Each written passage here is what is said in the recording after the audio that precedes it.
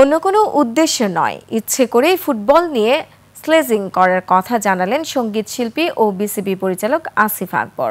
বিকেলে Rangpur cricket garden পরিদর্শন শেষে সাংবাদিকদের সাথে মতবিনিময়ে আসিফ আরও বলেন, এটা নিয়ে ফুটবলারদের মধ্যে কঠোর প্রতিবাদ হবে ভেবেছিলেন, কিন্তু তা হয়নি। তবে এ বিষয়ে ক্ষমা চেয়েছেন তিনি।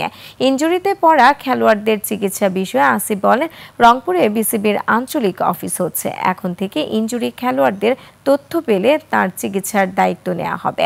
এছাড়া ক্রিকেটকে শুধু ঢাকায় নয়, সারা দেশে ছড়িয়ে দেয়া বিসিবির সভাপতির লক্ষ্য বলেও জানান আসিফ আকবর। ফুটবল নিয়ে ওটা ছিল একটা স্লেজিং ছিল, জাস্ট ফুটবলারদের খেপাই দেয়, একটু খেপাই দেওয়ার পরে যদি মাঠটা ছেড়ে দেয় বা আলোচনা শুরু হয়। আমার মূল লক্ষ্য ছিল ফুটবলারদের একটু রকচটা হয়, স্বাভাবিক। তো আমি চাচ্ছিলাম একটু স্লেজিং, যেহেতু আমরা ক্রিকেটার, আমাদের একটা টেকনিক আছে স্লেজিং করার, তো সেটা আমি করলাম একটু। তো স্লেজিং করার পরে তাদের রিয়েকশনটা খুব একটা সিরিয়াস ছিল না, এবং তারা যে আলটিমেটাম দিয়ে সেই আলটিমেটাম তারা মেনটেনও করে নেয়। পরবর্তীতে আমি যারা সমর্থক তাদেরকে আমি ব্যাপারটা বোঝাতে পেরেছি যে আমি এটা ইচ্ছে করে কাজটা করেছি এবং তাদেরকে দুঃখ প্রকাশ করেছি।